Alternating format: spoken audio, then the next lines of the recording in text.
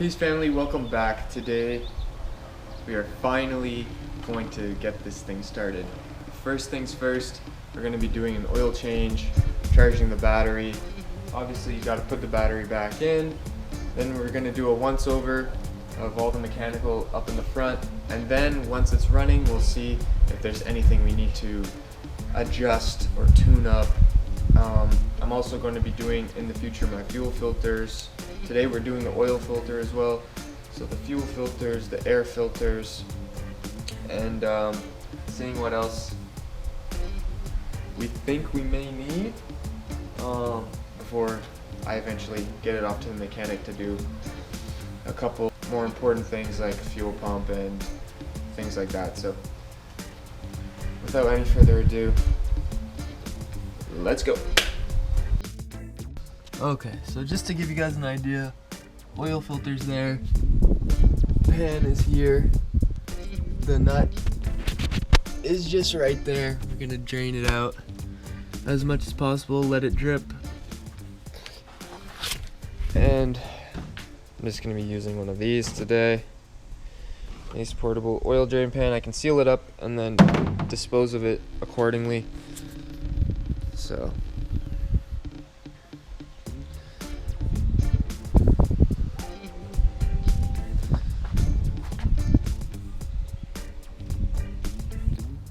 alright, it's draining slowly but surely,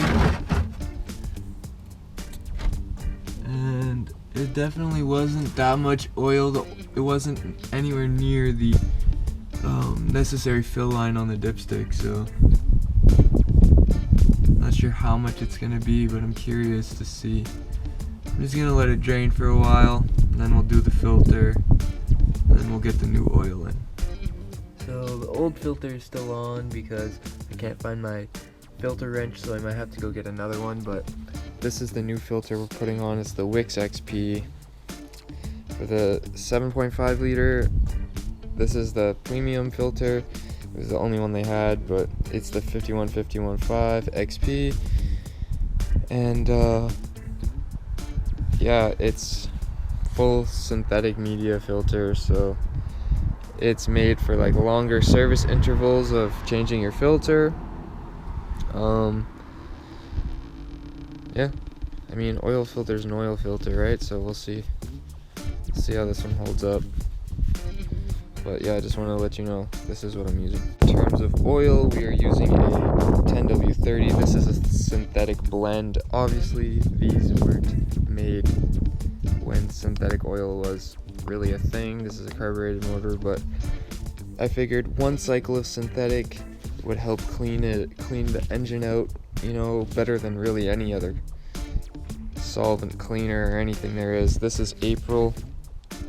This is a Canadian company, I believe, in Quebec, and they take their oil very seriously. So I was recommended this by a tech, and you know, it should do the trick, right? So on this oil change, it's not gonna get that much drive time really, like with this oil. I plan on leaving the filter if it doesn't get all gummed up, but this oil is just going to be, for the meantime, running it here on the property, maybe taking it a couple places, drives and whatever, get the engine going. But once I'm really driving, I'm gonna see what oil is best. We'll see how the synthetic goes, see how it likes it, but we might just switch back to conventional. I'm gonna stick with 10W30 unless I feel like I need to change, but a little bit of a heavier weight would be good for an older motor, I believe, and you know, 30 is good for this climate. I might switch to 40 when it gets hotter, but you know, so far this is what we're going with. Alright, we got the new filter on. It is so much bigger than the old one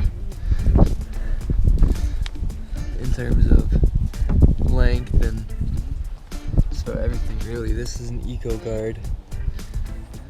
So we're gonna go ahead, start filling it up with the oil. Let's see, what size do I need? That should work just perfectly. So we're gonna go ahead and start that up.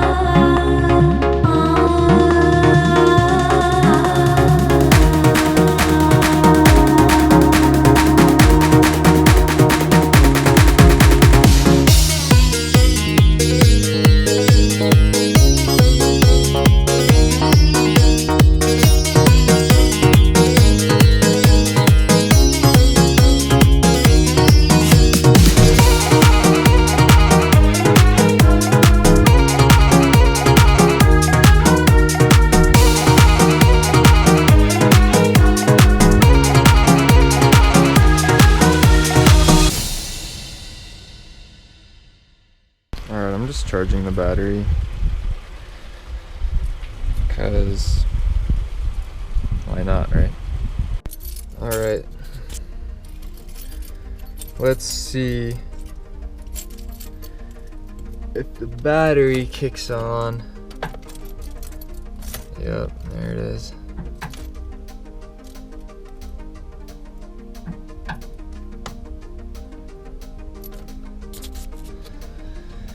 Yeah, battery's working. So we'll do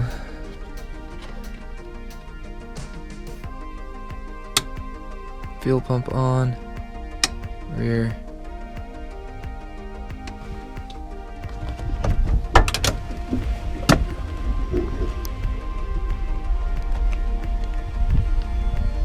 You can hear it.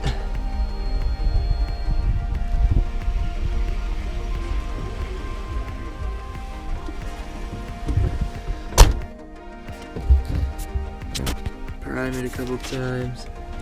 Get some gas going. Alright, let's give her the first turn.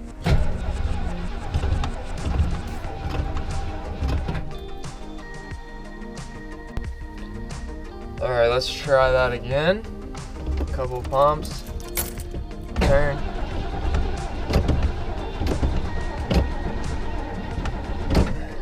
Doesn't want to start just yet. We might need, it's very possible we might need starting fluid to get this going, but I'd like to try and get it kicked on today without it. We'll see what happens.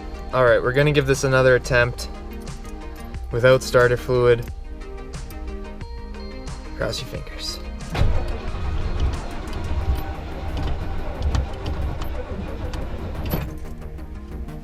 Didn't take. Attempt number 4.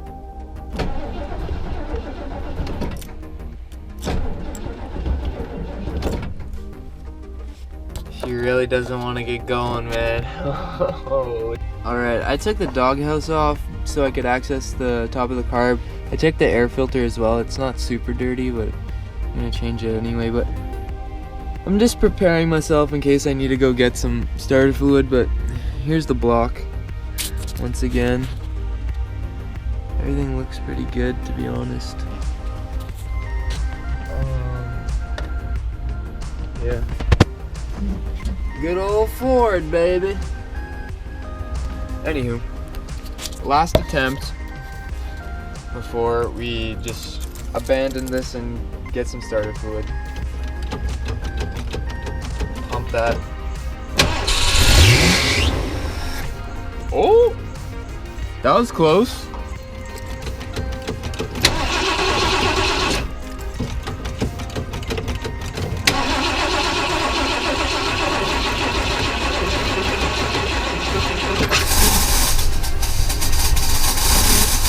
Shit. Oh, that's not good. Ugh. That is not good. Alright, I took the doghouse off so I could access the top of the car. I checked the air filter as well. It's not super dirty, but I'm gonna change it anyway. But I'm just preparing myself in case I need to go get some starter fluid. But here's the block. Once again, everything looks pretty good, to be honest. Yeah. Good old Ford, baby. Anywho, last attempt before we just abandon this and get some starter fluid. Pump that. Oh! That was close.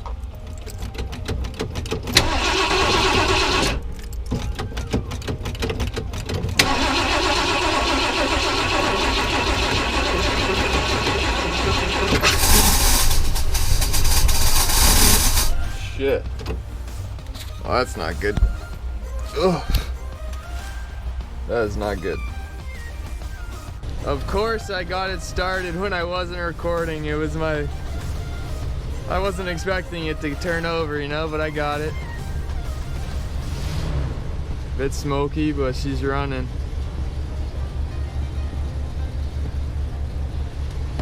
Let's check everything out. Anyway, it's running really nice. I don't know if you can even hear me, but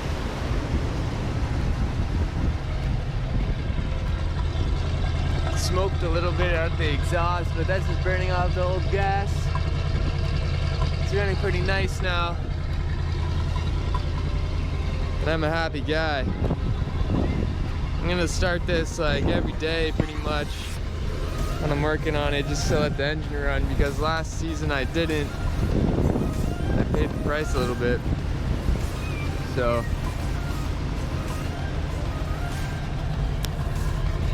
let me give you guys a nice little seat here.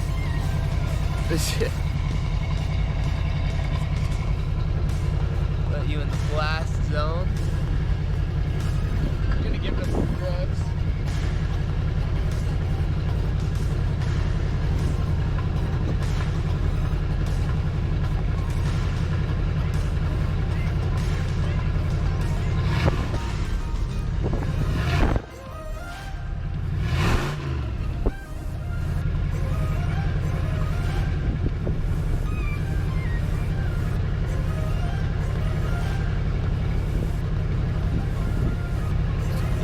Baby.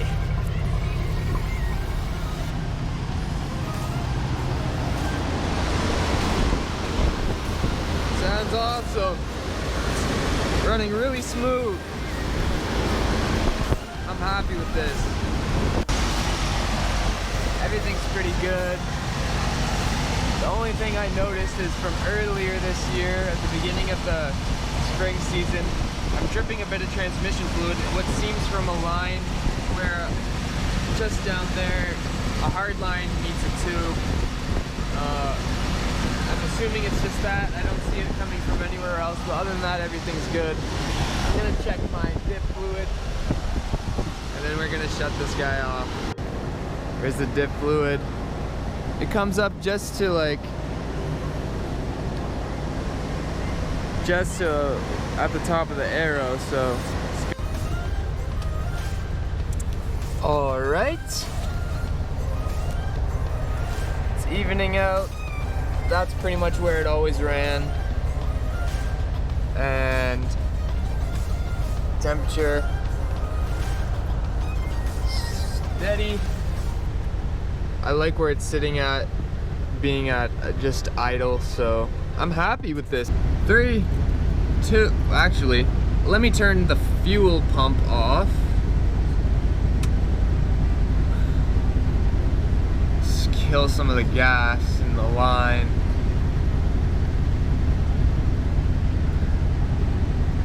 And then we'll do 3, 2, 1, shut off. Beautiful, no burps, nothing, no shake. Honestly, I couldn't have asked for a better run, really. Like, I'm super thrilled about that. It ran really well, it's super smooth with the new oil in it. I'm really happy about this. This is good stuff. So far, success.